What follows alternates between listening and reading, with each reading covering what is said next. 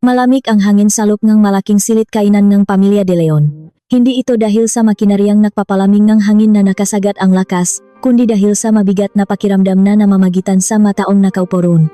Huling gabi na ni Alina sa mansyong iyon sa kilalang nayon ng Dasmariñas bago siya bumalik pansamantala sa kanyang sariling bayan.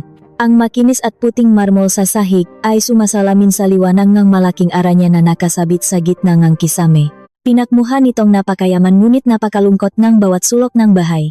Ang mahabang mesa na gawa sa purong kahoy ng nara, na sapat para sa 20 katao, ay inupuan lamang ng 5 ng gabing iyon. Si Alina, ang kanyang asawang si Vicente, ang kanyang biyenang lalaki na si Don Roberto, ang biyenang babae na si Señora Carmen, at ang nakababatang kapatid ng kanyang asawa na si Dina. Ang tunog ng kutsara at tinidor na tumatama sa mamahaling porselanang pinggan ang tanging naririnig, walang nagsasalita. Bawat pakmuya ay tila binibilang. Sinikap ni Alina na kumain ng mabagal, pinapanatili ang bawat galaw na maging maingat at magalang upang walang masabi ang kanyang biyenang babae, ngunit walang saysay ang kanyang pag-iingat. Nang salinan niya ng tubig ang baso ni Vicente, tumihim ng mahina si Señora Carmen. Sapat na ang tunog na iyon upang kunin ang atensyon ng lahat. Alina, nakakatawa ang paraan mo ng pahawak sa pizza. Parang mga tao sa probinsya na minun ka pa kumukuha ng tubig sa balon. Napakatigas at walang pino, sabi ng matanda. May nakapaskil na manipis na ngiti sa labi nito ngunit hindi ito umaabot sa kanyang mga mata. Ang kanyang masalita ay binalot ng pulot, ngunit ang tago nitong kahulugan ay lason na unti-unting sumisira sa pagkatao ni Alina. Napakunot ang nuni Vicente. Bahagya itong gumalaw sa kanyang upuan. Bakas ang kawalan ng ginhawa. Ina, hayaan na po ninyo. Iba-iba naman ang nakasanayan ng matao, mahinang sagot ng asawa. Sinusubukang ipagtanggol si Alina. Ngunit isang matalim na tingin lamang mula kay Señora Carmen ang katapat nito upang mapayuko si Vicente at muling ibaling ang atensyon sa kanyang pagkain. Si Don Roberto, gayang dati, ay tahimik, do na kanyang pananahimik ay isang uringang pagsang-ayon sa pang-aapi. Isa itong mataas na pader na kailanman ay hindi matitibak ni Alina. Ngumiti lamang ng malambing si Alina, wari bang ang mga salitang iyon ay ihip lamang ng hangin na dumaan sa kanyang pandinig. Patawad po, senyora. Siguro ay dahil hindi po ako sanay na humawak ng pitzel na kasing ganda at kasing bigat nito, sagot niya sa mababang tinig. Alam niya sa kanyang sarili na ang ganitong sagot ay magpapalaki sa tiwala sa sarili ng kanyang biyenan. Ngumiti ng may pagmamalaki si Señora Carmen. Pakiramdam niya ay nanalo siya sa isang maliit na labanan. Ngunit ang panalong iyon ay hindi sapat para kay Dina. Nang akmang kukuha si Alina ang ulam, sinadya ni Dina na iusok ng pabigla ang malaking mangkok na naglalaman ang mainit na sabaw ang sinigang. Tumalsik ang mainit na sabaw at tumama sa simpleng bestidang suot ni Alina. Naku, Ate Alina, pasensya na, hindi ko sinadya, bulalas ni Dina. Ang kanyang muha ay nakunwaring nagulat, ngunit ang kanyang tono ay may halong pangungutya.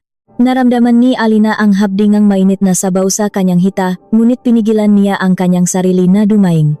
Ayos lang, Dina, kaunti lang naman. Sagot niya habang kumukuha ng pamunas upang linisin ang mansa. Tinitigan ni Dina ang naninilaw na mansa sa damit ni Alina ng may pandidiri. Sayang naman ang damit mo ate. Dumumi na.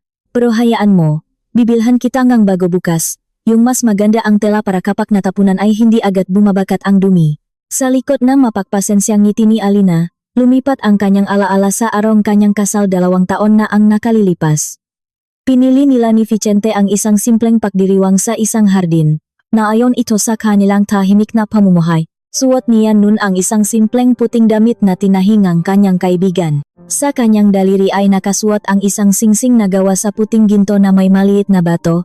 Isang pamanamula sa kanyang lola na pumanaw pagkatapos ng pag-alburoto ng bulkang Pinatubo noong taong 1991. Napakasaya niya ng araw na iyon hanggang sa lapitan siya ni Señora Carmen sa gitna ng maraming bisita. Hinawakan ng matanda ang kamay ni Alina hindi upang bumati, kundi upang suriin ang singsing ng may pagtataka. Alina, ito na ba ang singsing ng kasal ninyo? Tanong nito sa malakas na boses na sapat upang marinig ng kakamag-anak sa paligid. Tumango si Alina ng may pagmamalaki. Opo, Señora, pamana pa po ito ng lola ko. Tumawa ng mahina si Señora Carmen. Ang tawa nito ay parang bubok na nakikiskisan. Pamana, akala ko ay hindi lang talaga kayang ibili ni Vicente ng mayos na singsing ang asawa niya. Anong klaseng singsing ito? Parang nabili lang sa bangketa. Ang pamilya namin ay hindi sanay sa mga mumurahing bakal na ganito. Sa susunod, Papabilhan kita kay Vicente ang brilyante na mas nababagay sa apelyido natin. Huwag mo na muling isusuot iyan sa harap ng malalaking tao. Nakakahiya. Gumuho ang mundo ni Alina ng masandaling iyon. Nanigas ang kanyang ngiti at nag-init ang kanyang mga mata.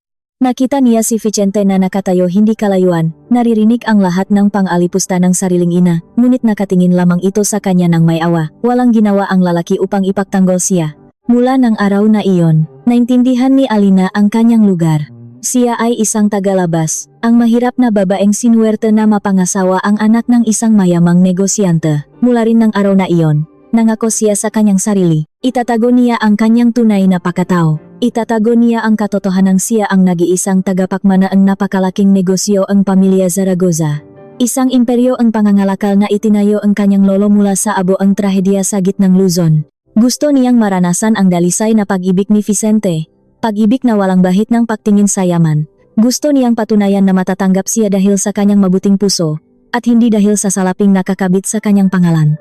2 taon siyang naktiis, nilunok ang lahat ng pang-insulto, nagsusuot ng mga ordinaryong damit, at namuhay na parang isang tunay na anak mahirap. Lahat ng ito ay para isalba ang kanyang pagsasama at sa pag-asang balang araw, makikita rin siya ng pamilyang ito bilang isang tao. Nakbalik siya sa kasalukuyan ng hawakan ni Vicente ang kanyang braso. Ayos ka lang ba? Tanong ng asawa. Umiling si Alina at ngumiti. Ayos lang ako. Natapos ang hapunan sa isang katahimikan na lalong nakapipigil hininga.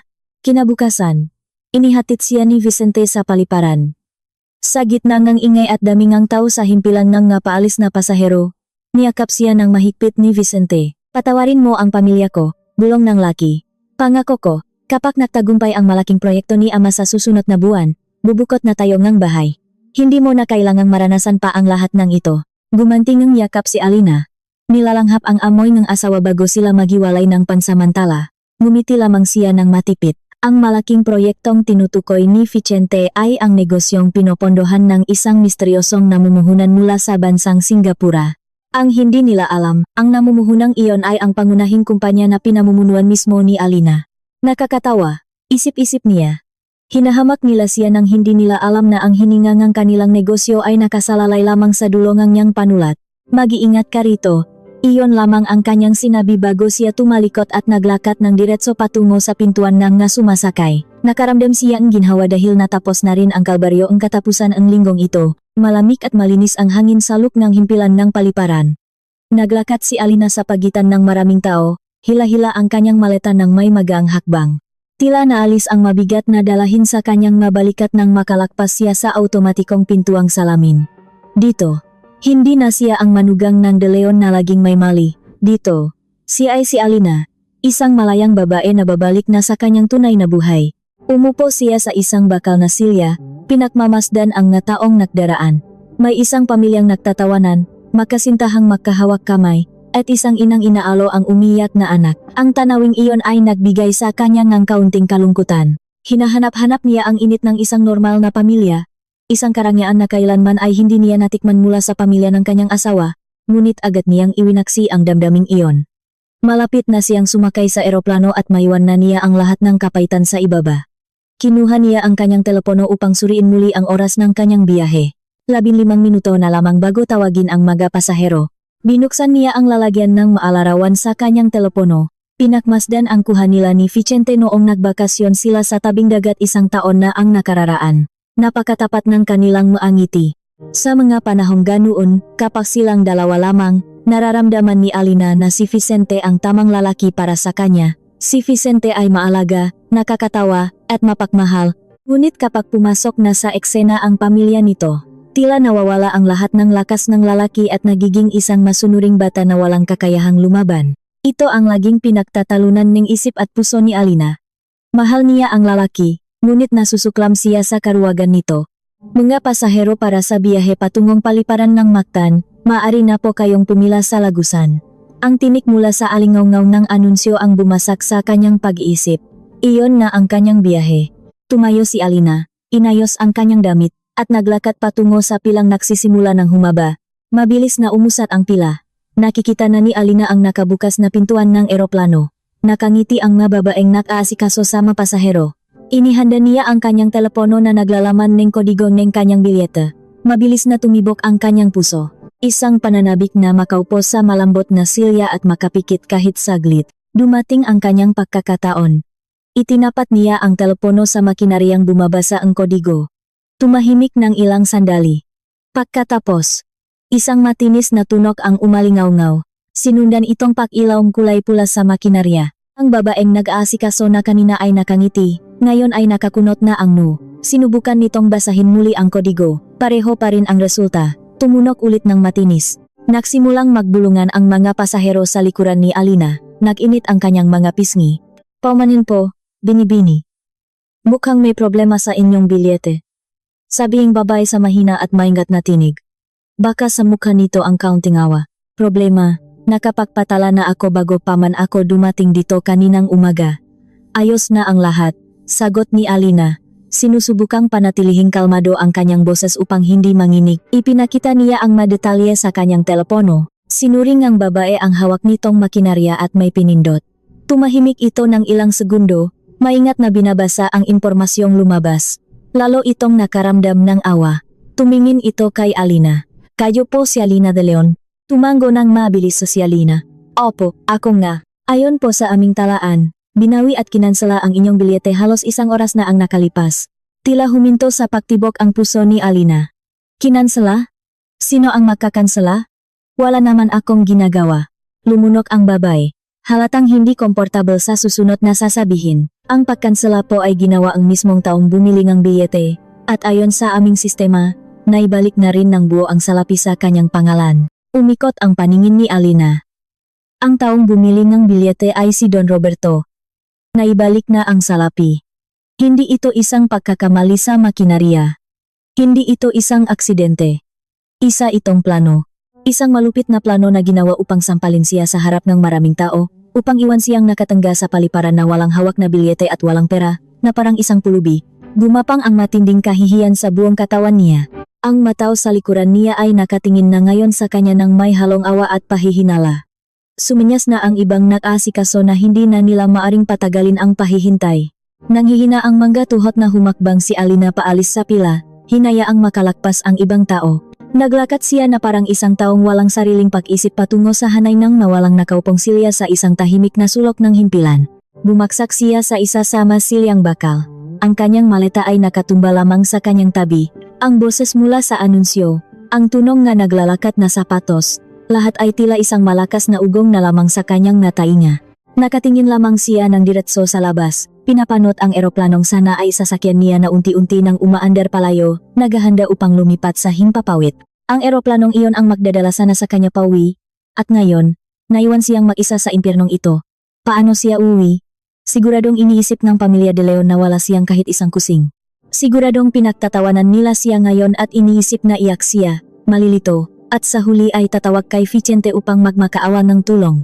Gusto nilang makita siyang durok, gusto nilang makita siyang namamalimos ng tulong. Ang sakit sa kanyang dibdib ay napakalalim, mas masakit pa sa anumang pangiinsultong natanggap niya nun. Hindi na lamang ito masakit na salita, isa na itong tahasang galaw upang pilayin siya ng lubusan. Alam kaya ito ni Vicente? Kasapwat ba ang asawa niya sa napakasamang planong ito? Nakaramdam siya ng matinding pagduwal sa naisip na iyon. Biglang nag-vibrate ng malakas ang telepono sa kanyang kamay. May tumatawag. Nanginginig ang makamay na itinapat niya ang telepono sa kanyang muha. Pangalan ni Senyora Carmen ang nakasulat sa screen. Bumilis ng husto ang tibok ng kanyang puso. Isang madilim na kutob ang bumalot sa kanya na parang makapal na usok. Pinindot niya ang kulay berdeng pindutan upang sagutin ang tawag. Bago pa man makapagsalita si Senyora Carmen, narinig na ni Alina ang isang boses na kilalang-kilala niya. Ang nakakairitang pagtawa ni Dina na pilit tinatakpan. Makakasama sila, hinihintay ang tamang pagkakataon upang ibigay ang huling suntok. Malamig ang hangin ngunit mas malamig ang pakiramdam ng teleponong iyon sa kanyang tainga. Ang tawa ni Dina ay parang pako na kinikiskis sa yero, pilit na ginagasgas ang natitirang katinuan na mayroon siya. Pagkatapos ay nagsalita si Senyora Carmen, matamis na parang pulot ngunit may halong matapang na lason. Aba, Alina, nandiyan ka pa ba sa paliparan? Akala ko ay nasa himpapawid ka na. Naantala ba ang biyahe mo? Nakakaawa ka naman. Siguradong pagod ka na sa paghihintay. Bawat salita ay sinadiyang bikasin ng may pag-alala na alam ni Alinang peka. Isang murang dula-dulaan na ginawa upang pahirapan siya ng unti-unti. Hindi sumagot si Alina. Tumigas ang kanyang bibig, hindi niya may buka ang kanyang ngalabi. Naririnig lamang niya ang sariling pahinga na napakabigat sa dibdib. Bakit ka tahimik? Hija? Ayos ka lang ba? May kailangan ka ba? Kung kailangan mong pambiling pakain, sabihin mo lang. Magpapadala ako ng barya, sapat na pambili ng tinapay. Patuloy ni Senyora Carmen, ang rurok ng lahat ng panghahamak. Gusto nitong makmakaawa si Alina. Gusto nitong lumuhod siya sa pamamagitan ng tawag na iyon. Iyon ang premyong gusto nitong makuha. Huminga ng malalim si Alina. Pinilit na hanapin ang kanyang boses. Ako po. Panimula niya. Ngunit mabilis siyang pinutol ni Senyora Carmen. O sige na, may mahalaga pa kaming gagawin. Mag-enjoy ka sa pahihintay riyan. Mag-iingat ka palagi. Binaba nito ang tawag.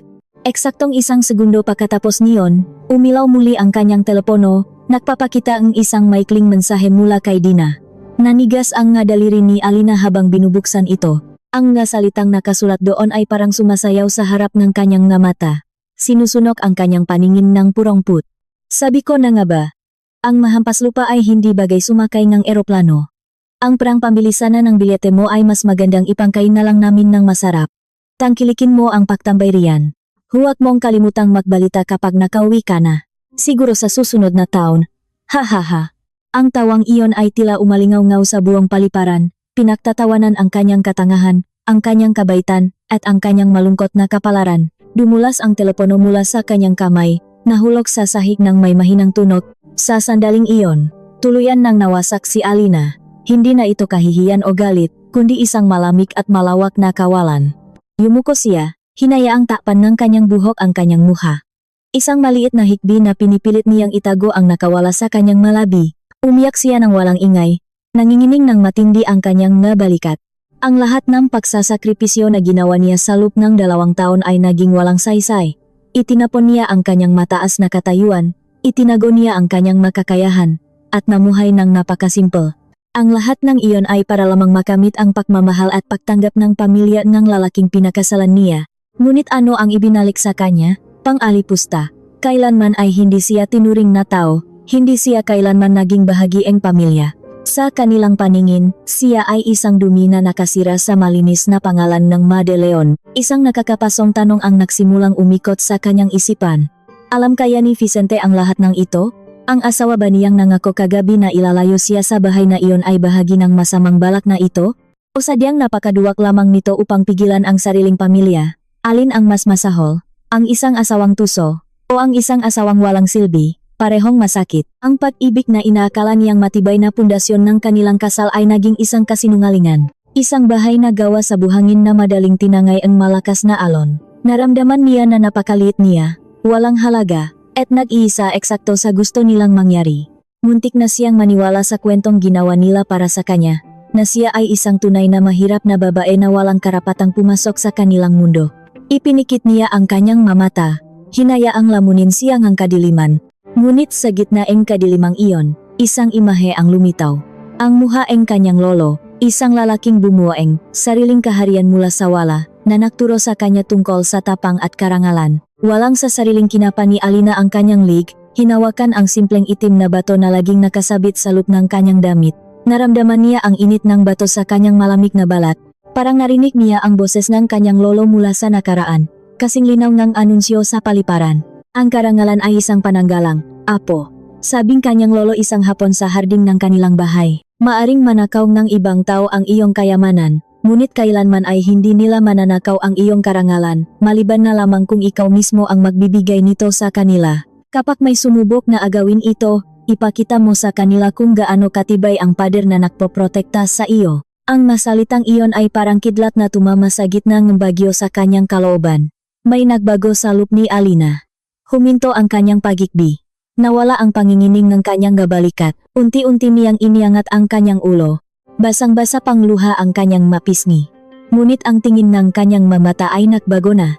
Ang kawalan ng pag-asa na kaninang pumuno rito ay naglaho na, napalitan ng isang damdaming mas matanda, mas malamig, at mas mapanganib. Purong galit na nakahanap ng tamang pupuntahan. Nakamali sila ng tantya. Akala nila ay inaapi nila ang isang masunuring tupa. Hindi nila alam na ginising lamang nila ang isang leona na matagal nang natutulog. Ang mga luha sa kanyang pisngi ay natuyo at naging asin, kasabay ng kanyang determinasyon na ngayon ay naging kasing tigas na ang bakal. Hindi siya tatawag kay Vicente upang magsumbong, hindi siya iiyak sa sulok ng himpilang ito. Hindi niya ibibigay sa kanila ang kasiyahang iyon. Tumingala siya sa malaking orasan na nakasabit sa pader, 10:10 ng umaga. Tiningnan niya ang kanyang telepono na nakalapak sa sahig.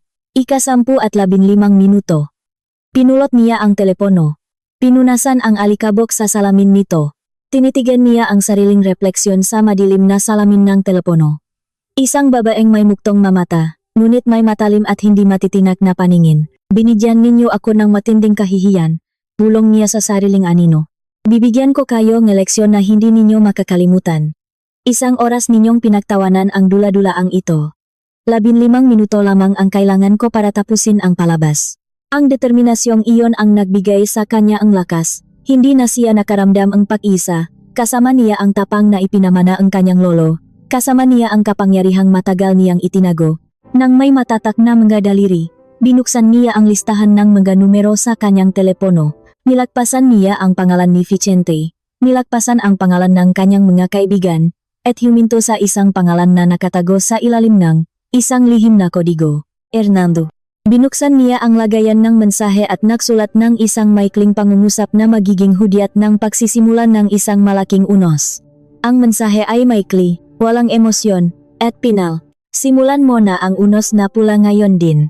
Ano kaya ang mangyayari sa pamilya de Leon kapag dumating na ang delubyong ipinadala ang babaeng minaliit nila? Sa isang mataas na gusali sa pusot ng Kalakhang, Maynila, nakaupo si Hernando sa loob ng kanyang tahimik at malawak na tanggapan. Siya ay isang matandang tagapayo na namumuhay sa mundo ng numero at kalakalak. Ang kanyang katapatan ay inilaan lamang sa iisang tao, kay Alina, ang kaisa-isang apong kanyang matalik na kaibigan at dating amo na si Don Macario Zaragoza.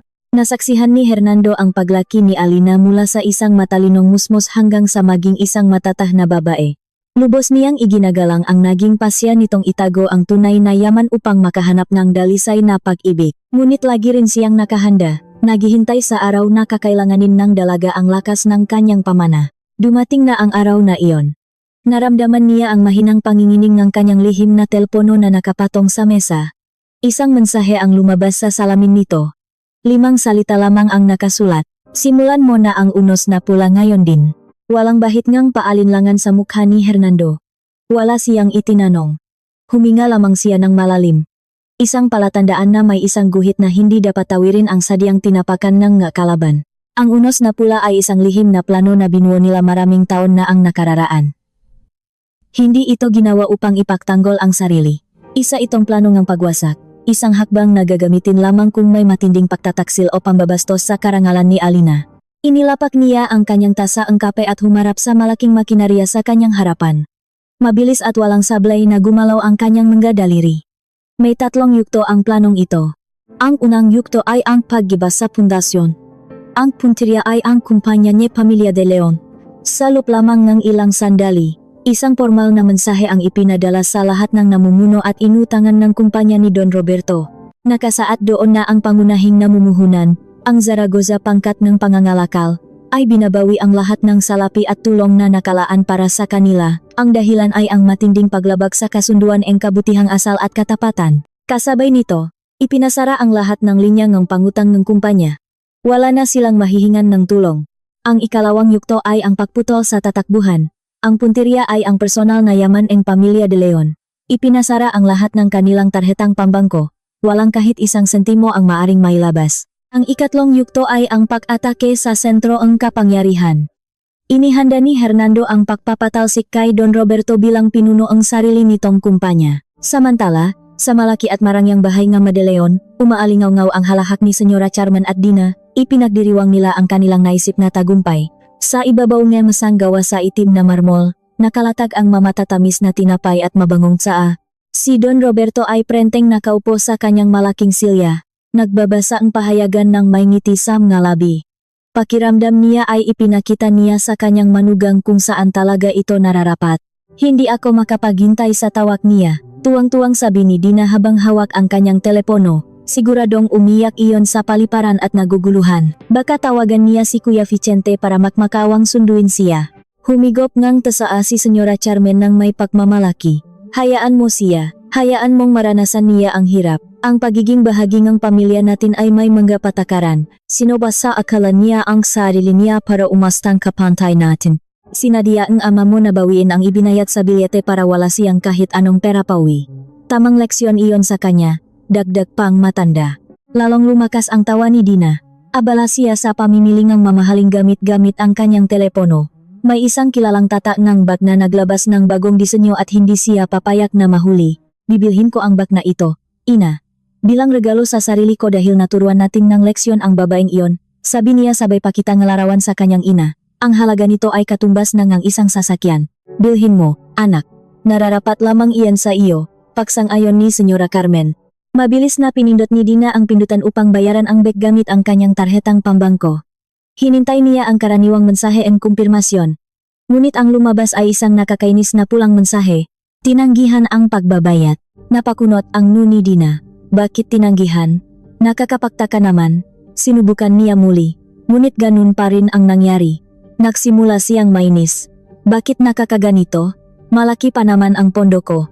Habang abala si Dina sa kanyang problema, biglang tumunok ng napakalakas ang telepono ni Don Roberto. Tawag iyon mula sa kanyang pinuno sa pananalapi.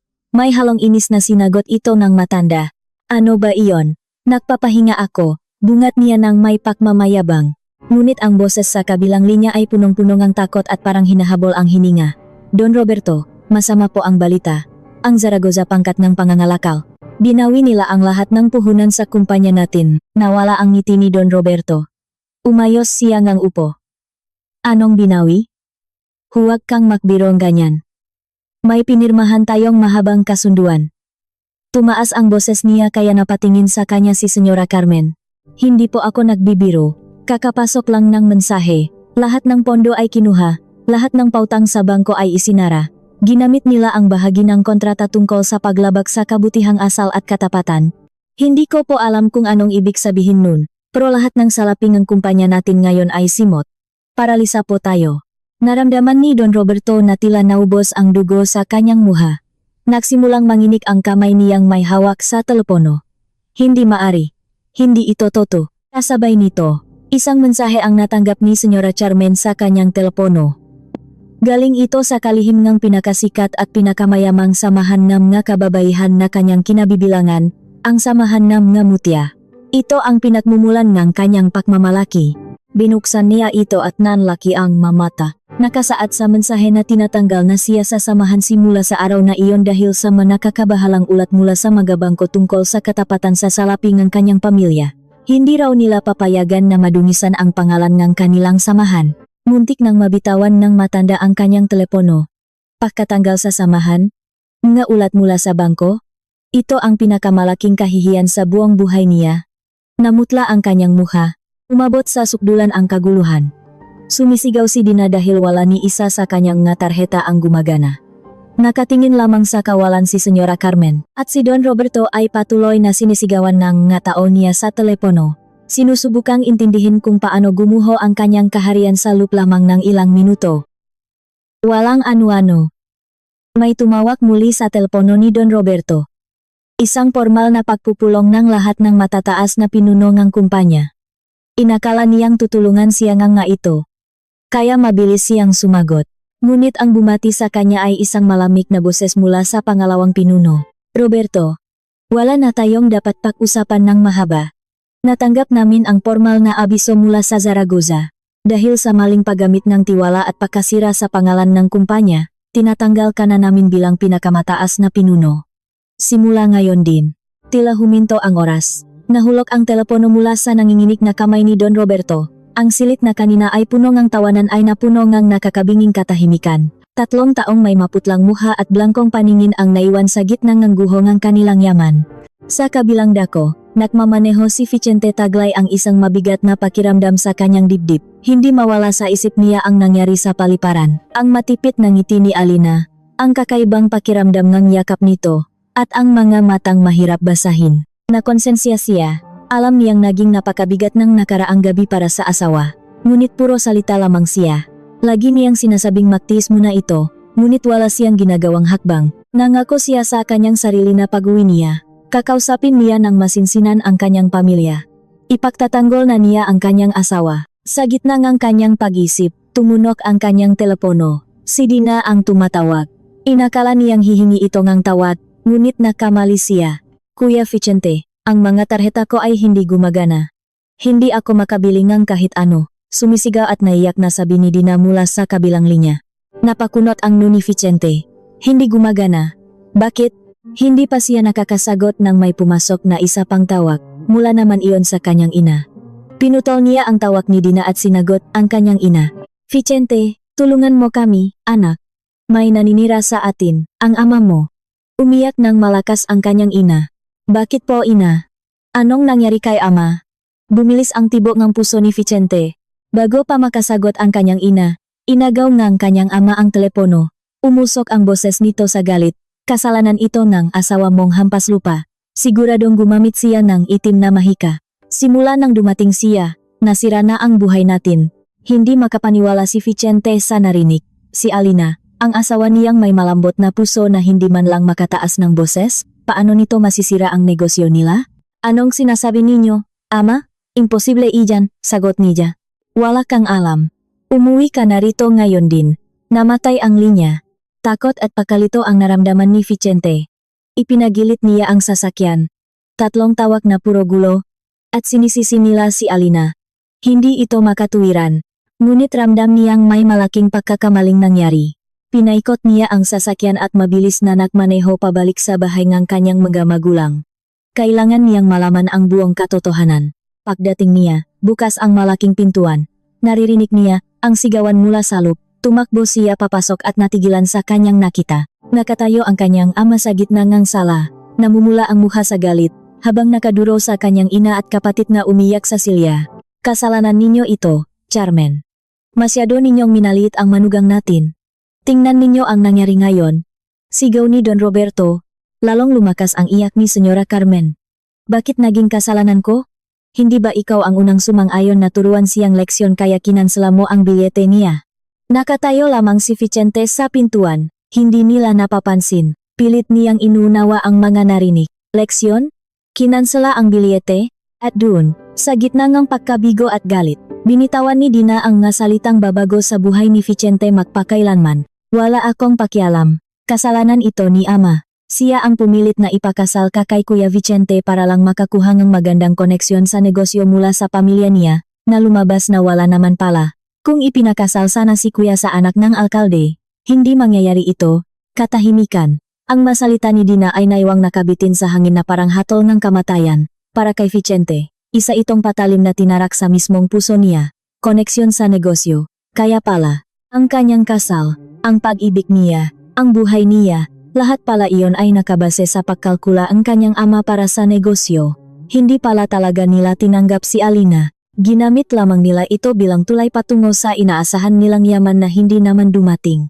Sabay-sabay na nagtukma ang lahat ng katanungan sa kanyang isipan. Ang mapanlalait, ang pang-api, ang malamig na pakikitungo kay Alina. Lahat ng iyon ay dahil nabigo sila sa inaasahang pakinabang. Hindi dahil ayaw lang nila sa asawa niya. Naramdaman ni Vicente na umakyat ang asim sa kanyang lalamunan. Naalala niya ang malungkot na mukha ni Alina nang laitin ang singsing nito, ang pilit nitong ngiti ng tapunan ng sabaw, ang walang hanggang pasensya nito, at siya, bilang asawa, ay nakatayo lamang at pilit na pinagpapasensya ang babae. Napakaduwag niya. Nakaramdam siya niya'y matinding kahihiyan at galit, hindi kay Alina, kundi sa kanyang pamilya at sa kanyang sarili. Tinitigan niya ang tatlong tao sa kanyang harapan. Ang amang sakim, ang inang mapagmataas, at ang kapatid na sanay sa layaw. Muha na silang mahalimaw na nagtatago sa likod ng apelidong De Leon. Wala siyang naramdamang awa para sa kanila, nararapat lamang ang sinapit nila. Walang imik na tumalikot si Vicente. Vicente, saan ka pupunta? Tawag ng kanyang ina nang mapansin siya. Hindi lumingon si Vicente. Tuloy-tuloy siyang naglakad palabas ng bahay na iyon, palabas sa kasinungalingan kung saan siya lumaki. Sumakay siya sa sasakyan at malakas na isinara ang pinto. Iisang pangalan lamang ang nasa isip niya. Alina. Kailangan niyang makita ang asawa. Kailangan niyang humingi ng tawad, hindi lamang sa salita, kundi ibibigay niya ang buong buhay niya rito. Pinaandar niya ang makina at mabilis na pinatakbo ang sasakyan pabalik sa paliparan. Iniwan niya ang pagkasirang kanyang pamilya nang walang kahit isang paglingon. Sa mga oras na iyon, tila iba ang takbo ng oras para kay Alina sa loob ng paliparan. Habang abala ang mga tao sa labas, tahimik at mapayapa ang kanyang mundo. 12 minuto na ang nakalipas mula nang ipadala niya ang mensahe na nagsimula nga lahat. 12 minuto na unti-unting nakpabagsak sa maliliit na kahariang itinayo sa kayabangan. Nangalahati na ang kape sa kanyang tasa. Malamig na ito. Nakatingin siya sa labas ng bintana, hindi sa eroplano, kundi sa maputing ulap sa asul na kalangitan. Doon siya nararapat. Hindi sa loob ng bahay na puno ng kadramahan ng masakim, isang nakakapanibagong ginhawa ang kanyang naramdaman. Tila naalis ang napakabigat na dalahin sa kanyang balikat na pinasan niya sa loob ng 2 taon. Hindi siya nakaramdam ang saya sa pananalo. Pakiramdam niya ay ginawa lamang niya ang tama. Ginawa niya ang nararapat para protektahan ang kaysa-isang bagay na hindi kayang bilhin ng pera. Ang kanyang karangalan. Nakita niyang nagilaw muli ang kanyang telepono. Tinatawagan siya ni Vicente. Ito na ang ika-15 tawag ng lalaki sa nakalipas na 10 minuto. Kanina pa niya ito hindi pinapansin, hinahayaang maranasan nito ang gulong ginawa ang sariling pamilya. Ngunit ngayon ay handa na siya. Gusto niyang marinig ang boses nito at alamin kung saan ito papanik pagkatapos ng unos. Sinagot niya ang tawag. Hindi siya nagsalita. Alina, Diyos ko, salamat at sinagot mo. Nasaan ka? Ayos ka lang ba? Anong nangyari? Nababaliw na ang pamilya ko. Puno ng takot at pag-alala ang boses ni Vicente. Nanatiling tahimik si Alina. Naririnig niya ang ugong sasakyan. Nagmamaneho ito ng mabilis. Sinisisi ka ni Ama, umiyak si Ina. Hindi ko na maintindihan. Parang awa mo na, sabihin mong ayos ka lang, pakmamakaawa ni Vicente.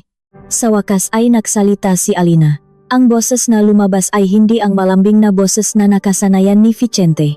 Malamig ito, kasing lamig ng yelo at parang libu-libong milya ang layo. Adyos lang ako, Vicente. Walang halong lambing ang pagbanggit nito sa kanyang pangalan. Para itong isang sampal, natigilan si Vicente. Alina, bakit ganyan ang boses mo? Galit ka ba sa akin? Alam kong mali ako. Dapat kitang pinrotektahan. Patawad. Pinutol ni Alina ang pagsasalita ng lalaki. Ang galit ay nangangailangan ng lakas. Wala akong lakas para diyan ngayon, patak na sabi ng babae. Gusto ko lang itanong sa iyo, nasaan ka ngayon? Nasaan ako? Nasa daan ako. Babalik ako sa paliparan para sunduin ka. Iniwan ko na sila doon. Wala na akong pakialam sa kanila. Ikaw lang ang mahalaga. Ang mga salitang iyon na sana ay nagpatunaw sa puso ni Alina noon, ngayon ay wala ng lasa. Huli na. Hindi iyan ang ibig kong sabihin, malamig na sagot ni Alina. Ang tinatanong ko ay nasaan ang lugar mo sa buhay na ito? Nakatago ka pa ba sa anino ng de Leon, o handa ka nang tumayo sa sarili mong mapaa? Natahimik si Vicente. Ikaw ang pinipili ko, Alina. Ikaw. Ngumiti ng matipid si Alina, isang ngiting walang bahit ng ligaya. Mabuti. Kung ganun ay may maganda akong balita. Tinulungan na kitang simulan ang bagong buhay na iyon.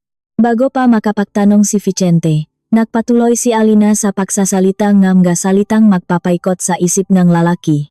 Kung itatanong mo kung nasaan ako, abala ako. Bumibili ako ng bagong bahay. Baka alam mo ang lugar. Nayon ng Dasmariñas, Kalye Maharlika. Ibinaba ni Alina ang telepono. Iyon ang mismong kalye kung saan nakatayo ang mansyon ng De Leon. 14 na minuto na ang lumipas, 1 minuto na lamang para sa huling suntok. Tumawag siya sa isang matandang abogado, isang taong pinagkakatiwalaan ng kanyang lolo. Tiyuhin, kailangan kong tulong ninyo, sabi ni Alina. Ang kasulatan ng buong kapangyarihan na ibinigay sa akin ni lolo. Mabisa pa ba? Siyempre naman, hija. Hawak mo ang lahat ng kapangyarihan sa yaman ng mga Zaragoza. Bakit? Sagot ng matanda. Alam ninyo ang mansyon ng De Leon sa Dasmariñas, di ba? Nakasanla iyon sa bangko na hawak natin. Gusto kong gamitin ninyo ang pondo ko para bayaran ng buo ang bahay na iyon ngayon din. Hindi ko ipapasubasta, bibilhin ko iyon. Ilipat ninyo sa pangalan ko ang titulo. Gusto kong matanggap ang kopya sa telepono ko bago matapos ang 15 minuto. Natahimik ang abogado, ngunit alam niyang pinal ang utos. Masusunod, hija. Eksaktong 10:15 minuto, tumunog ang telepono ni Alina. Pumasok ang isang mensahe. Sa batas, ang bahay kung saan siya inalipusta, ang bahay kung saan siya tinuring na walang halaga, ngayon ay pag-ari na niya. Hahabol pa kaya si Vicente sa paliparan. O tuluyan nang lalayo si Alina upang iwan sa alikabok ang pamilyang sumira sa kanyang payak na pamumuhay. Ang malaking bahay sa Kalye Maharlika ay tila naging isang malamig na puntot. Ang mabigat at nakakasakal na katahimikan ay bumalot sa buong kabahayan pagkaalis ni Vicente. Ang 3 taong naiwan sa loop ay gumagalaw na parang mga anino. Si Don Roberto ay nakaupo at nanghihina sa kanyang silya. Blanko ang kanyang mata. Ang kanyang mamahaling kurbata ay tila naging isang lubid na nakasakal sa kanyang leg. Para siyang isang hari na pinanut ang sariling kaharian na nasunok at naging abo sa kanyang harapan. Si Senyora Carmen, na kanina ay umiyak ng malakas, ngayon ay panakanaka na lamang ang pahikbi. Ang kanyang makapal at mamahaling pampaganda ay kumalat sa kanyang muha, nagpapakita ang anyo ang isang matandang babaeng binalot ang takot at pagkatalo. Ang kayabangan na naging pananggalang niya sa loob ng maraming taon ay tuluyan ng nawasak. At si Dina, nakukubas siya sa isang sulok, mahigpit na yakap-yakap ang isang unan na wari bang makakapagligtas ito sa kanya sa hindi nakikitang panganib. Ang kanyang telepono ay nakalapag sa kanyang tabi, madilim at wala ng silbi na parang isang basak na piraso ng plastik. Hindi lamang nila naiwala ang kanilang salapi at katayuan, naiwala rin nila si Vicente, at ang pagkawala ngang lalaki ay mas masakit, mas pinal. Nakakulong sila sa kani-kanilang sariling impyerno, tahimik na iniyakan ang kanilang sinapit, walang ano-ano, nabasak ang katahimikan hindi ang iyak o sigaw, kundi ang 3 makakasabay na tunog mula sa kanilang matelepono. Sa karaniwang araw, isa lamang itong simpleng tunog ng mensahe, ngunit ngayon, sa gitna ng pagguho ang kanilang mundo, ang tunog na iyon ay parang kampana ng kamatayan. Nangangatok ang makamay na kinuha nilang 3 ang kani-kanilang telepono. Isa ang pinakmula ng mensaheng iyon. Isang formal na ulat mula sa bangko kung saan nila isinanla ang kanilang bahay. May masamang kutob na gumapang sa isip ni Don Roberto. Baka naniningil na ang bangko. Baka nagbabanta na silang kukunin ang bahay. Ngunit ang kanyang nabasa ay mas malala pa ron. Ang mensahe ay maikli at malamig. Ngunit napakalinaw ang ibig sabihin. Formal na pabatid. Nais naming ipaalam na ang inyong utang para sa bahay sa Kalye Maharlika ay binayaran na ng buo ngayong araw. Dahil dito, ang lahat ng inyong pananagutan ay tapos na, at ang legal na pagmamayari ng bahay at lupang ito ay nailipat na sa nakbayat, ang kumpanyang Zaragoza. Binasa iyon ni Don Roberto ng 3 beses. Binayaran? Nailipat na ang pagmamayari? Anong ibig sabihin nito? Sino ang nagbayat ng utang nila sa bahay? At ano ang kumpanyang Zaragoza? Napakabago pangalang iyon sa kanyang pandinig. Nakatanggap din ba kayong ganitong mensahe? Tanong niya sa namamaos na tinig. Tumango ng mahina sina Senyora Carmen at Dina. Pare-parehong may kalituhan sa kanilang mga muha. Sino ang kumpanyang Zaragoza? Hikbi ni Senyora Carmen. Kinuha na ba nila ang bahay natin? Si Dina, na mas mabilis mag-isip kaysa sa kanyang magulang sa mga ganitong pagkakataon, ay agad na ginamit ang kanyang telepono upang hanapin ang pangalan ng kumpanyang iyon sa kalambatan ng impormasyon. Nanginginig ang mga daliri habang isinusulat ang bawat letra. Lumabas agad ang resulta. Isa itong napakalaking pangkat ng manegosyo na may hawak sa maraming gusali, bangko, at makabagong teknolohiya. Isa itong kumpanya na napakalihim at bihirang lumabas sa mga balita. May nakita siyang daan patungo sa mismong formal na pahinangang kumpanya. Dahil sa matinding kaba at kuryosidad, binuksan iyon ni Dina. Ang lumabas ay isang pahinang napakaganda at formal. May mga bahagi ron na nagpapakita ng kanilang nga negosyo at ng nga namumuno. Ang nakapangingilabot na kuryosidad ang nagtulak kay Dina na pindutin ang listahan ng manamumuno. Lumabas ang nga larawan ng mga tao kasama ang kanilang mga pangalan at katungkulan. May mga matatandang lalaki at babae na hindi niya kilala. Ibinaba niya ang paningin. Hinahanap ang pangalan ng pinakamataas na pinuno at may-ari. At doon, sa pinakataas na bahagi, sa ilalim ng salitang pinakamataas na pinuno at nag-iisang may-ari, ay may isang larawan na nagpatigil sa pagdaloy ng dugo sa katawan ni Dina. Ang larawan ay nagpapakita ang isang nakababatang babae na nakatingin ng diretso sa kanila. Ang tingin nito ay matalim, punong-puno ang tiwala sa sarili, at may manipis na ngiti na nagpapahiwati ang walang kapantay na kapangyarihan. Maayos na nakatali ang kanyang buhok at suot niya ang isang napakamamahaling itim na kasuotan. Ang babae sa larawan ay isang taong kilalang-kilala nila. Ang taong ilang oras pa lamang ang nakalilipas ay nilait nila bilang hampas lupa at mahirap. Ang taong inipit nila sa paliparan. Ang babaeng iyon ay si Alina. Sa ilalim ng larawan ay nakasulat ang buo nitong pangalan, Alina Zaragoza. Naramdaman ni Dina na tila may nakabara sa kanyang lalamunan. Hindi siya makapagsalita. Nahulog ang telepono mula sa kanyang kamay. Lumihang isang mahinang kalabok sa sahig. Nakaturo lamang siya sa teleponong iyon habang nanlalaki ang nga mata sa matinding takot. Nang makita nina Senyora Carmen at Don Roberto ang naging reaksyon ng kanilang anak, mabilis silang lumapit at tiningnan ang telepono, tila huminto ang pag-ikot ng mundo nang makita nila ang larawan at pangalan na naroon. Ang imposibleng katotohanan iyon ay bumangga sa kanila na parang isang malaking truck. Alina, si Alina Zaragoza, ang simpleng manugang na laging nilang minamaliit, ang babaeng inakala nilang ulila at walang may pagmamalaki. Sa buong panahong iyon, isa pala siyang reyna na nagpapanggap, isang higante na nagtatago sa likod ng simpleng pamumuhay. Ang lahat ng salapi, ang lahat ng pabor sa negosyo, ang lahat ng karangyaan na tinamasa nila ay galing pala lahat sa kanya. Hindi nila ininsulto ang isang mahirap na manugang. Ininsulto nila ang mismong nagbibigay ngang buhay sa kanila. At sa mismong rurok ng kanilang takot, habang silang tatlo ay naninigas pa rin sa gulat, umilaw muli ang telepono ni Dina na nasa sahig. Isang huling mensahe ang lumabas sa salamin na may basak na. Mensahe mula kay Alina. Wari bang alam nito na nakatingin silang lahat sa teleponong iyon. Ang mensaheng iyon ay ang huling pako sa kanilang kabaong. Nga pala, ang kumpanyang Zaragoza ay pamana ang lolo kong tinawag ninyong hampas lupa. Paalam sa inyo, nagbayad na akong sasakyan na susundo sa inyo paalis sa bahay ko. Huwag ninyong kalimutang magpasalamat sa super. Iyon na ang hangganan. Napaatras si Don Roberto at bumagsak sa silya. Nahihirapan siyang huminga. Parang sinuntok siya ng napakalakas sa sikmura. Si Dina ay nakalihang isang daing na parang isang nasaktang hayop. At si Senyora Carmen, ang babaeng ang tingin sa sarili ay abot langit, ay tumirik ang mamata. Nawalan siyang malay at bumagsak sa makapal na karpet, nakahandusay at walang kalaban-laban sa gitna ng guhong kanyang marangyang mundo. Samantala, tumatakbo si Vicente sa pagitan ng napakaraming tao sa paliparan na parang isang bali. Wala siyang pakialam sa managtatakang tingin ng matao o sa manababangga niyang pasahero. Isang bagay lamang ang nasa isip niya.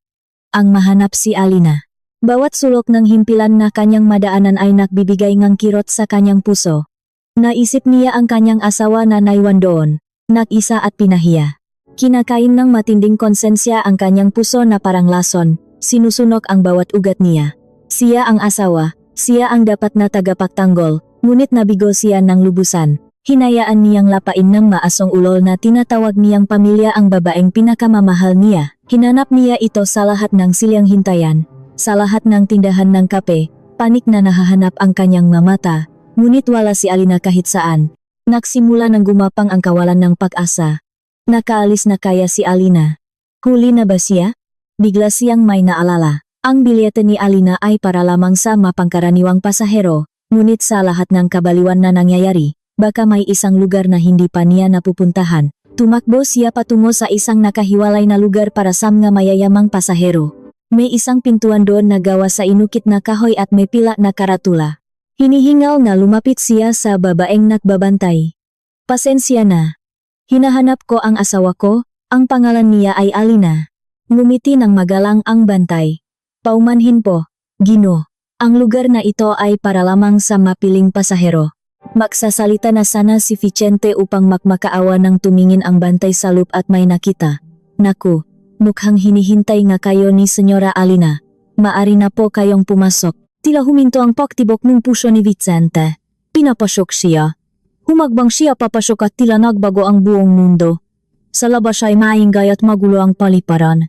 Dito sa loop, ang kapaligiran ay tahimik, marangya, at mapayapa. Ang makapal na karpet ay sumisipsip sa tunog ng mayabag, may malambing na tuktugin na umagos mula sa mga nakatagong kagamitan, at ang amoy ng mamahaling kape at sariwang bulaklak ay pumupuno sa hangin, at doon.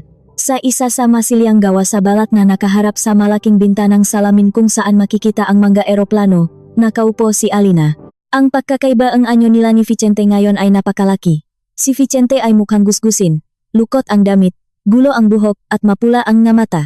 Samantalang si Alina, napakakalmado niya, nakapagpalit na siya ang damit. Ang kanyang simpleng damit na natapunan ang sabaw ay napalitan na ngayon isang mamahaling kasuotan na gawa sa asul na seda at puting pantalon. Sa tabi niya ay may isang bag na kailanman ay hindi mabibili ni Dina kahit pa mangarap ito. Tahimik siyang humihigop ang tesa mula sa isang porselanang tasa.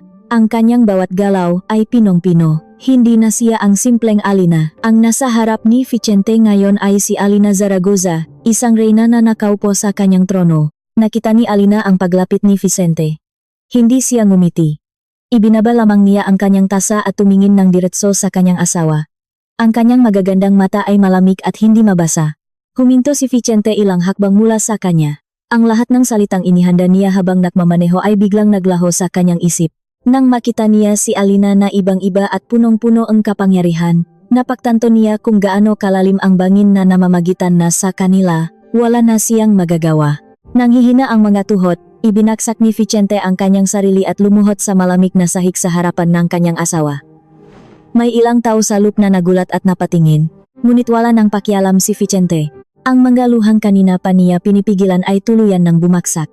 Alina, patawarin mo ako, hikbi niya. Basak ang kanyang boses, wala akong alam, pero hindi iyon sapat na dahilan.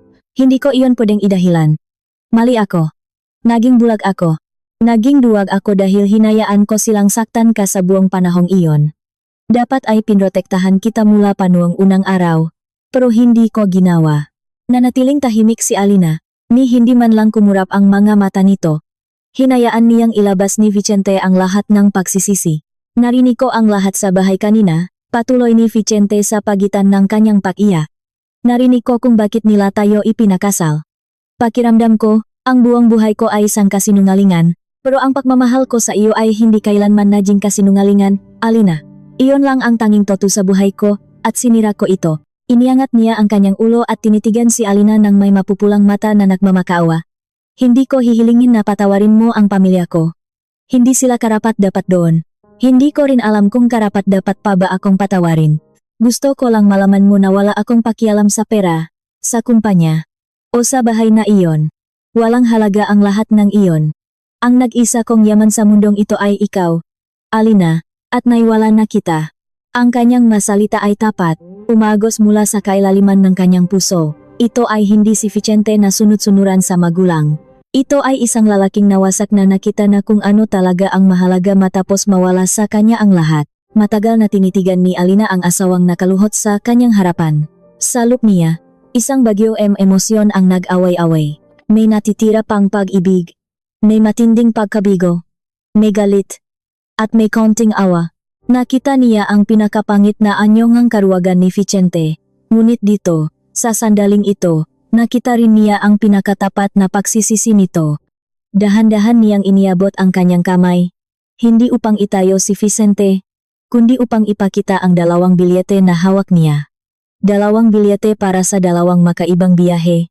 May 2 akong bilyete, sabi ni Alina. Ang boses niya ay patak pa rin, ngunit hindi na kasing lamig ng yelo. Ang isa, para sa biyahe pabalik sa inyo. Pwede kang bumalik doon. Subukang ayusin ang gulo ng pamilya mo, at buuin muli ang pangalan ng Madaleon. Pwede mong piliing manatili at harapin ang nakaraan mo. Huminto siya ng sandali at itinaas ang 2 bilyete. At itong isa, bilyete patungong Singapura. Upang magsimulang ng bagong buhay mula sa wala. Walang pangalang Zaragoza, walang anino ng Gadeleon. Tayong 2 lamang bilang 2 ordinaryong tao na susubukan muling bumuo ng kinabukasan. Inilapak niya ang 2 bilyete sa mesa sa pagitan nila, napakalinaw ng pagpipilian, ang nakaraan, o ang hinaharap. Tinitigan niya si Vicente na nakaluhot pa rin at ibinigay ang kanyang huling pagsubok. Aalis na ang eroplano natin. Sasama ka ba? O maiwan ka sa kanila? Tinitigan ni Vicente ang 2 papel sa mesa. Alin kaya ang pipiliin ng lalaking isinumpang ang sariling pamilya? Tinitigan ni Vicente ang 2 papel na nakalapak sa ibabaw ng mesang salamin. Ang isang bilyete ay kumakatawan sa mundong gumuho na, isang mundong puno ng kasinungalingan, kasakiman, at pananakit.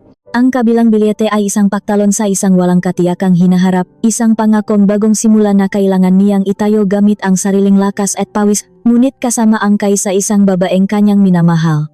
Walang anumang pag-alinlangan sa kanyang isipan. Inabot ng kanyang nanginginig na kamay ang bilyete patungong Singapura. Hindi na niya pinansin pa ang bilyeteng magpapabalik sa kanya sa Kalye Maharlika. Hinawakan niya iyon ng mahigpit, nawari bang iyon ang huling lubid na magliligtas sa kanya mula sa pagkalunod. Iniangat niya ang kanyang paningin at sinalubong ang mamata ni Alina. Sasama ako sa iyo, sabi niya. Ang kanyang boses ay paus ngunit may taglay na matinding paninindigan. Kahit saan ka magpunta, magsisimula ako mula sa wala, basta't kasama kita. Isang napakanipis na ngiti ang sumilay sa malabi ni Alina. Hindi iyon ngiti ang pananalo kundi ngiti ang isang pusong nakahinga ng maluwag. Tumayo siya mula sa pagkakaupo. Kung ganun, tayo na, alis na ang ating eroplano. Ang paglalakad nila mula sa silid hintayan patungo sa pintuan ng eroplano ay naging ibang-iba. Naglakad si Vicente sa tabi ni Alina, hindi bilang isang asawang walang silbi at takot sa magulang, kundi bilang isang kapantay. Siya ang humila sa malata ni Alina at umiling ng subukan itong kunin ng babae. Isa itong maliit na kilos, ngunit punong-puno ang kahulugan. Gusto niyang maglingkod, gusto niyang magprotekta, gusto niyang bumawi sa lahat ng pakukulang niya noon. Nang makaupo na sila sa malambot na silya sa loob ng sasakyang himpapawid, hinawakan ni Vicente ang kamay ni Alina at hindi na ito binitawan. Wari bang kapag binitawan niya nang magsimulang umandar ang eroplano? Nagsalita si Vicente. Salamat, Alina, bulong niya. Salamat sa pagbibigay sa akin ng pangalawang pagkakataon. Lumingon si Alina sa kanya. Hindi ito pangalawang pagkakataon, Vicente. Ito ang unang pagkakataon upang simulan natin ang lahat ng tama, ng may katapatan, at walang mga lihim. Tuluyan nang lumipat ang eroplano, paitaas na binabagtas ang maulap, iniiwan ang lungsod na puno ng mapapait na alaala. Sa ibaba, sa isang malaking bahay na ngayon ay hindi na kanila, isang pamilya ang kasalukuyang nakaharap sa matinding parusaing tadhana. Ang karma na dumating sa kanila ay hindi lamang ang pakawalang lahat ng yaman sa isang iglap. Mas malalim ang naging sugat nila. Hindi lamang sila nawalan ng salapi at kapangyarihan, nawalan din silang dangal. At higit sa lahat, nawalan sila ang anak na matagal nilang kinontrol. Naiwan sila sa isang malawak na kawalan, sa pilitang pinaharap sa salamin upang makita ang tunay nilang anyo, mga taong sakim, walang laman, at mababaw. Nang maabot ng eroplano ang tahimik na bahaging kalangitan, naramdaman ni Alina ang pagyaning ng kanyang telepono. Isang mensahe mula kay Hernando. Senyorita Alina, ang lahat ng ari-arian na nakapangalan sa pamilya De Leon ay matagumpay ng naipit at sinimulan na ang pagbebenta upang maging salapi. Napakalaki po ang kabuuang halaga nito. Ano po ang inyong susunod na utos tungkol sa pondong ito? Nabasa ni Vicente ang mensahe mula sa gilid ng kanyang mamata. Napalunok na lamang siya. Hanggang ngayon, parang hindi pa rin siya makapaniwala kung gaano kalawak ang kapangyarihan ng kanyang asawa. Nag-isip sandali si Alina. Nakatingin sa labas ng bintana sa maulap na parang karagatan ng bulak. Hindi pa higanti ang nasa isip niya, kundi katarungan. Kalmado niyang isinulat ang kanyang tugon. Tiyuhin Hernando, ipagbili ninyo ang lahat ng ari-arian na iyon. Pagkatapos mabayaran ang lahat ng kanilang mga utang at buwis sa pamahalaan, hatiin ninyo sa dalawa ang matitirang salapi. Mabilis na sumagot si Hernando. Masusunod po, senyorita. Saan po ilalaan ang unang kalahati? Ngumiti ng matipid si Alina. Ibigay ninyo ang buong halaga sa mga bahay ampunan at gawing pondo para sa pag-aral ng mga batang mahihirap. At ipangalan ninyo iyon sa aking yumaong lolo. Naintindihan ko po. Paano naman po ang natitirang kalahati? Ilalagay ko po ba sa inyong personal na pondo? Tanong ng matandang tagapayo. Dito ipinakita ni Alina ang kanyang sariling pakahulugan ng katarungan. Isinulat niya ang huling mensahe na magsisilbing panghabang buhay na hatol sa pamilya De Leon. Hindi. Ibigay ninyo ang natitirang salapi kina Don Roberto. Hindi iyon kalakihan. Ngunit sapat na para makapagsimula silang ng isang simpleng buhay sa isang maliit na paupahang bahay sa pinakadulong bahagi ng probinsya ang Rizal. Sapat na iyon upang mabuhay sila araw-araw, isang uri ng pamumuhay na lagi nilang nilalait at kinukutya. Isang salita lamang ang isinagot ni Hernando. Bakit po? Iyon din ang eksaktong tanong na tumatakbo sa isip ni Vicente.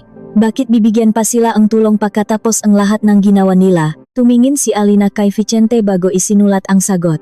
Dahil ang pinakamagandang pahiganti ay hindi ang hayaan silang mamatay sa gutom. Ang pinakamagandang paghihiganti ay ang pilitin silang mamuhay araw-araw sa mismong kalagayan na lagi nilang hinahamak. Hayaan natin silang matuto kung ano talaga ang ibig sabihin ng pagtulungang pawis, pagtitiyaga, at tunay na pagpapakumbaba.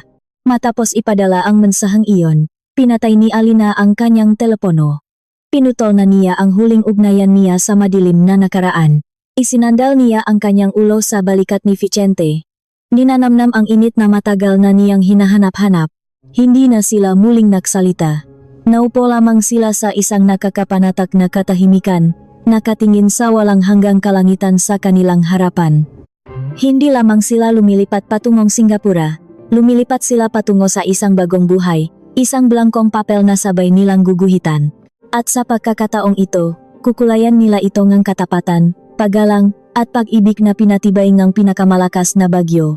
2 taon ang lumipas. Sa isang malawak na bahay sa mataas na bahagiing isang gusali sa Singapura, malapit sa sikat na anyong tubig ng bansa, ang amoy ng bagong timplang kape at inihaw na tinapay ay nagbibigay ng nakakapasong init. Kabaliktaran ito ngang malamig at makabagong tanawin ng lungsod na makikita sa likod ng malaking salamin na umaabot mula sahig hanggang kisame. Si Alina, na ang buhok ay nakapusot ng simple at nakasuot lamang ng malambot na pantulok na seda, ay nagpapahit ng matamis na palaman sa kanyang tinapay.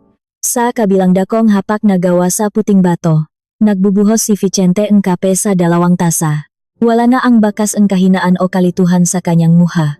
Mas muha na siyang matanda, mas kalmado, at may paningin na nagpapakita ang tiwala sa sarili na siya mismo ang naktayo. Hindi na siya nagsusuot ng mamahaling kasuotan na binili ng kanyang ama. Ngayong umaga, nakasuot lamang siya ng simpleng puting kamiseta at maikling pantalon, ngunit mas mukha siyang kagalang-galang kaysa noon. Pumayat na ang mga kausap natin mula sa bansang Hapon, sabi ni Vicente habang inilalapag ang tasa sa tapat ni Alina. Namangha sila sa ating paraan ng pagnenegosyo na nakatuon sa kalikasan. Ito ang magiging pinakamalaking proyekto natin. Ngumiti si Alina, isang ngiti na ngayon ay umaabot na sa kanyang nga mata. Sabi ko na sa iyo, papayak sila, napakagaling ng naisip mo. Hindi ka lang nagbebentangang serbisyo, nagbebentangang katapatan. Iyon ang hinahanap ng lahat ngayon. Gumanti ngang ngiti si Vicente. Hinawakan niya ang kamay ng asawa at hinalikan iyon. Nang lumipat sila sa Singapura, tinanggihan ni Vicente ang lahat ng alok na magtrabaho sa alinmang kumpanya ng Zaragoza. Pinilit niyang magsimula sa wala.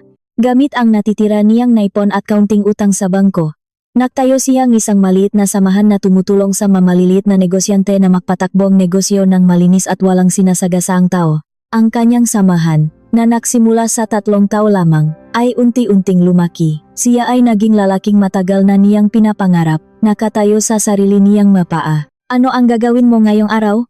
Tanong ni Vicente. Ngayong umaga ay may pag-usap ang mga pinuno tungkol sa pagpapalawak ang negosyo sa ibang bansa. Mamayang hapon ay bibisita ako sa pinapatakbo nating paaralan para sa mga mahihirap na bata sa kabilang panig ng lungsod, sagot ni Alina habang kumakagat sa kanyang tinapay. Simula nang hawakan niya ng buo ang kumpanya, binago ni Alina ang mukha nito, hindi na siya nagtago. Naging isa siyang pinuno na iginagalang ng lahat, kilala dahil sa kanyang talino sa kalakalan at sa kanyang malaking puso. Sa ilalim ng kanyang pamumuno, hindi lamang sila naghahabol ng salapi, kundi gumagawa rin sila ng mga proyektong nakakatulong sa pamayanan. Siya ang buhay na patunay na ang kapangyarihan at kabutihan ay maaring magkasama. Pagsapit ng tanghali, pagkatapos ng maayos na pagpupulong, nakaupo si Alina ng mag-isa sa kanyang malawak na tanggapan. Ang lugar ay hindi puno na nakakapasong karangyaan, kundi nga sining at matataas na lalagyan ng nga aklat. Mula sa kanyang bintana, nakikita niya ang mamalalaking barkong unti-unting dumadaan sa karagatan. Kakatapos lamang niyang kausapin si Hernando na nasa Kalakhang, Maynila. Nang magpapaalam na ang matanda, tumikhim ito ng mahina. Senyorita, gaya ng dati, ang ulat tungkol sa pamilya De Leon ay naipadala ko na sa inyong liham elektroniko. Huminga ng malalim si Alina.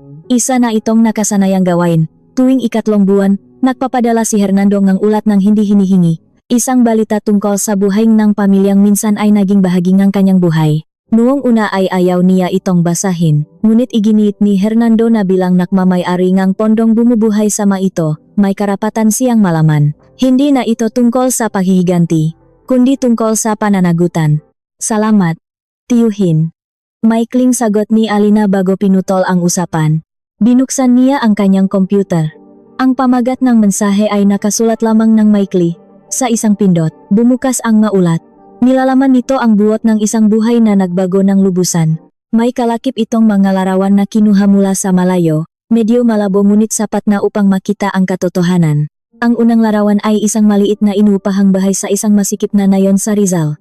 Ang pintura ng pader ay nagtutuklap na at ang maliit na bakuran ay punong matataas na damo. Sa maliit na beranda, may isang payat at matandang lalaki na nakaupo sa isang silyang plastik, blangkong nakatingin sa maingay at maalikabok na kalsada. Ang lalaking iyon ay si Don Roberto. Nakasad sa ulat na ganun ang ginagawa nito maghapon.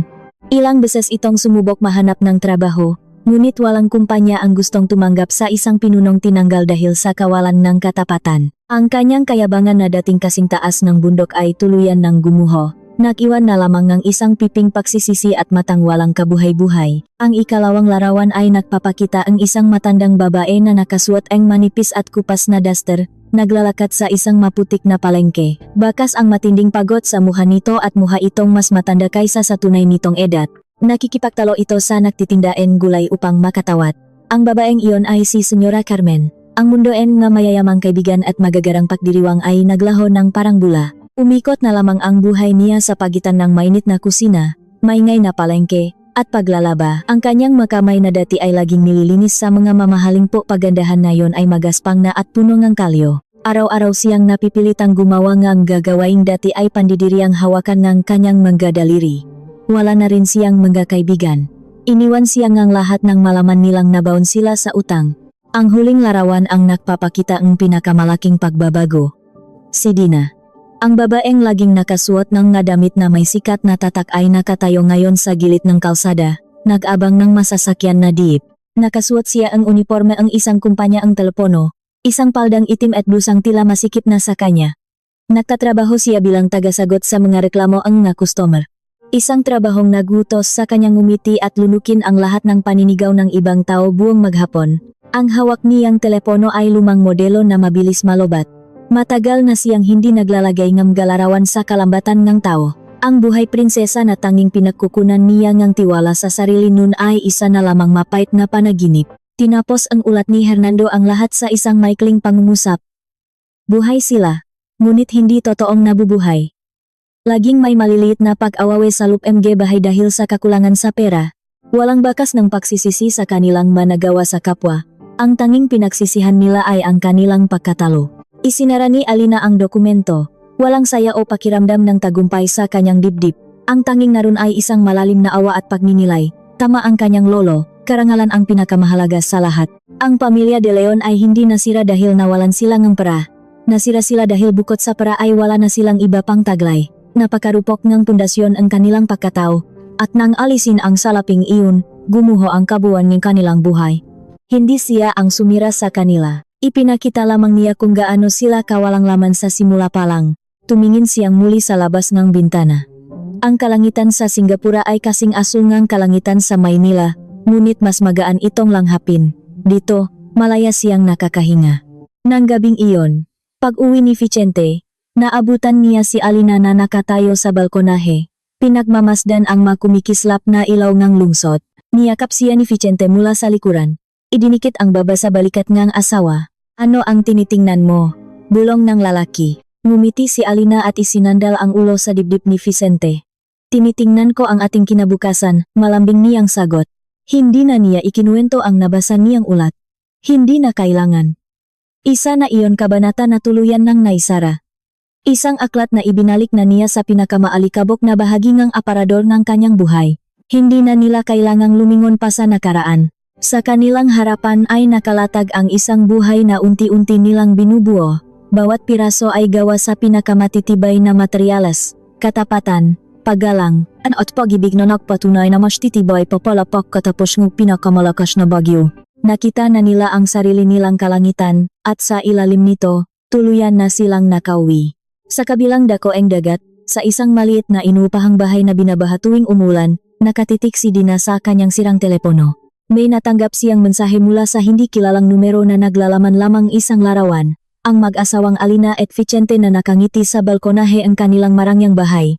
Susundan kaya niya pamilya De Leon si Alina sa Singapura upang magiganti, o tuluyan na silang mabubulok sa kahirapang sila rin ang may gawa.